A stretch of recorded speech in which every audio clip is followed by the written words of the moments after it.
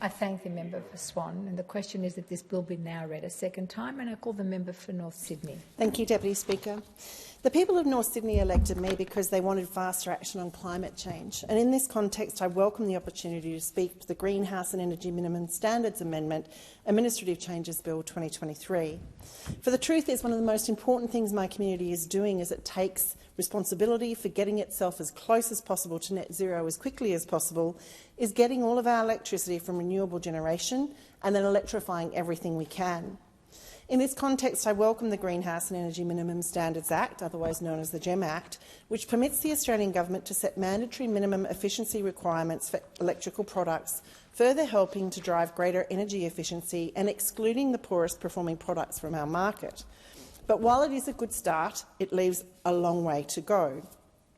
All the technologies for electrification are commercially available at scale, and electrified replacements for gas appliances, including induction cooking, reverse cycle air conditioning and heat pump hot water systems, are orders of magnitude more efficient than gas and carry additional benefits, chief of which is improved indoor air quality. Research shows, Deputy Speaker, that children living in homes with gas stoves have a 42% increased risk of asthma. That's the equivalent of living with an indoor smoker. But I'm concerned we're not hearing that message. Instead, we're getting bombarded with ads from the gas industry in New South Wales, including cash incentives for people who switch from electric to gas appliances.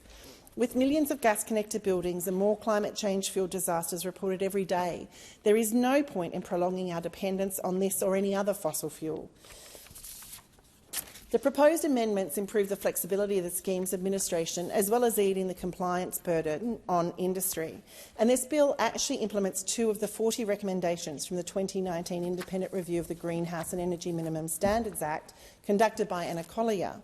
I must highlight, however, that 2 of 40 recommendations in the period of 4 years is not nearly enough. In the words of the UN Secretary-General Antonio Guterres, the era of global warming has ended and the era of global boiling has arrived. Leaders must lead. There is simply no more time to delay. And that's why I'd like to see more from the GEMS program. I'd like to see more funding so the regulator can do more work.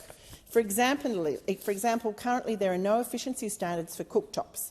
There are no efficiency standards for heat pump hot water systems. These are on the GEMS priority list, but with the new standards taking 2 to 3 years to develop, the standards have fallen behind the technology, so consumers are missing out. I acknowledge the government in its recent budget provided $36.7 million over 4 years to deliver further initiatives, but this pales into insignificance against the $65 billion invested in fossil fuel subsidies. Models run by Rewiring Australia show an overall investment by the government of around $12 billion over the 2020s would finance electrification of all suitable households with electric devices and electric vehicles. Importantly, this investment would also generate energy bills in the order of $3,000 to $5,000 per household per year in 2030 more cheaply. Spending should be directed through a variety of measures, including grants to low-income households for energy-efficient upgrades and renewable installation. Ultimately, if we don't step up our investment in electrification, we will find ourselves the losers in a rapidly accelerating global race for the labour, material and money needed to decarbonise.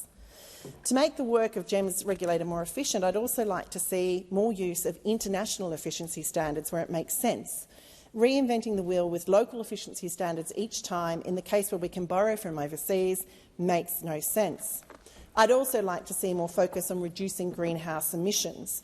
With our grid 35% renewable in 2022, it's great to see emissions from electricity dropping rapidly. Emissions from gas, on the other hand, though, are a different story. Consumers can't compare apples with apples as it currently exists on efficiency and emissions performance when the stars they see on gas appliances